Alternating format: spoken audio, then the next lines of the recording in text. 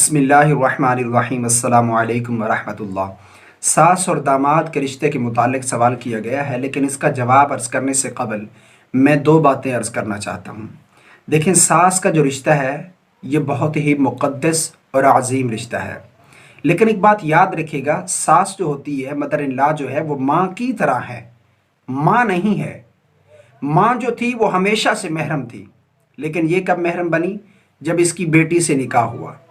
اس کی بیٹی سے نکاح ہو جانے کے بعد اب یہ محرم بنی ہے۔ یہ یوں سمجھ لیں کہ شریعت میں ماں اپنے بیٹے سے پردہ نہیں کر سکتی۔ شریعت میں ماں کا اپنے بیٹے سے پردہ کرنا یہ جائز نہیں ہے۔ اب دیکھنا یہ ہے کہ کیا یہ حکم ساس کے لیے بھی ہے؟ بلکہ شریعت کہتی ہے اگر فتنے کا اندیشہ نہیں تو کوئی مسئلہ نہیں کرے، کوئی فرق نہیں پڑتا، پھر ساس اپنے داماد سے پردہ نہ کرے۔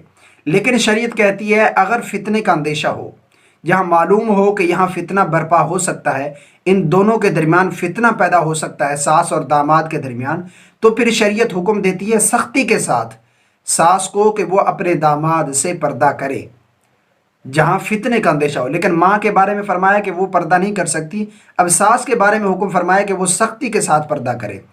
تو اب دیکھیں کہ معاشرے کے اندر کتنی ایسی فیملیز ہیں یہاں فتنے کا اندیشہ بھی ہوتا ہے اور بعض دفعہ فتنہ ہو بھی جاتا ہے، جس طرح کہ یہ سوال آیا ہے انا للہ و انا الیہ راجعون، کہتے ہیں کہ میں نے اپنی ساس کے ساتھ ناجائز ریلیشن قائم کیا ہے، تو اس کے بارے میں کیا حکم ہے، میرے بارے میں کیا حکم بنتا ہے؟ انا للہ و انا الیہ راجعون۔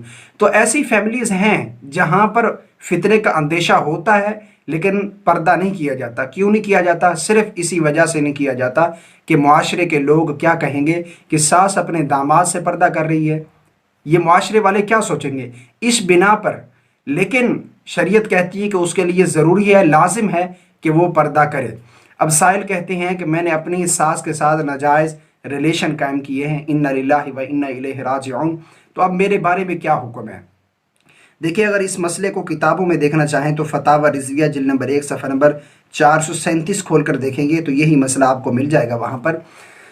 دیکھیں، فتاوی رضویہ میں لکھا ہے، یہ تو ریلیشن کا بتا رہے ہیں کہ ناجائز تعلقات قائم ہوئے ہیں، لیکن یہاں پر شرعی حکم یہ لکھا ہوا ہے کہ اگر داماد اپنی ساس کو، مدر ان لا کو، شہوت کے ساتھ چھو لے، اسے ٹچ کر لے، اس کے جسم سے گرمی محسوس کر لے، تو فرمایا کہ اس کے چھونے سے، اس کے ٹچ کرنے سے اس کی بیٹی اس شخص کے نکاح سے ختم ہو جائے گی۔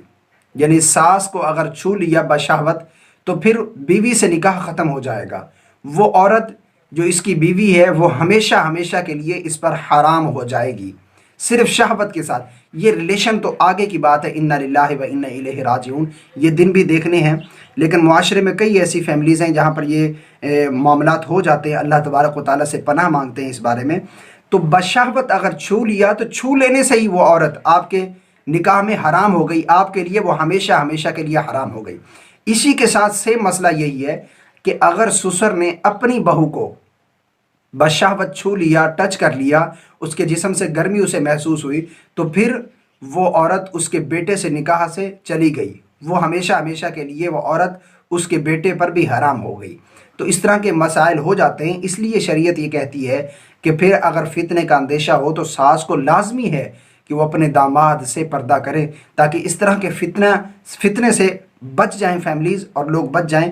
تو اس کے بارے میں یہ حکم ہے کہ اگر بشہوت داماد نے اپنی ساس کو صرف چھو لیا، ناجائز تعلقات تو بہت آگے کی بات ہے، انا للہ و انا الیہ راجعون، صرف چھونے سے ہی اس کی بیوی اس کے لیے حرام ہو جائے گی۔ توبہ استغفار کریں اس گناہ پر، اللہ تبارک و تعالیٰ سے سچی توبہ کریں۔ التائب من الذنب کمن لا ذنب لہ، نبی کریم صلی اللہ علیہ وسلم نے ارشاد فرمایا گناہوں سے توبہ کرنے والا اس طرح ہے جس طرح اس نے گناہ کیا نہیں۔ یہ بہت ہی گھلونا گناہ ہے، ایک ہوتا ہے گناہ لیکن یہ بہت ہی سخت ترین گناہ ہے، تو اس پر توبہ کریں اور اس عورت سے علیحدگی اختیار کریں جو آپ کے نکاح میں ہے، وہ آپ پر ہمیشہ ہمیشہ کے لیے حرام ہو چکی ہے۔ دعا ہے کہ اللہ رب العالمین ہم سب کو شرعی مسائل جاننے کی توفیق عطا فرمائے۔ مزید بہتر رہنمائی حاصل کرنے کے لیے اپنے قریبی دارالافتاء، قریبی اہل سنت کے جو علماء ہیں ان سے رابطہ کریں۔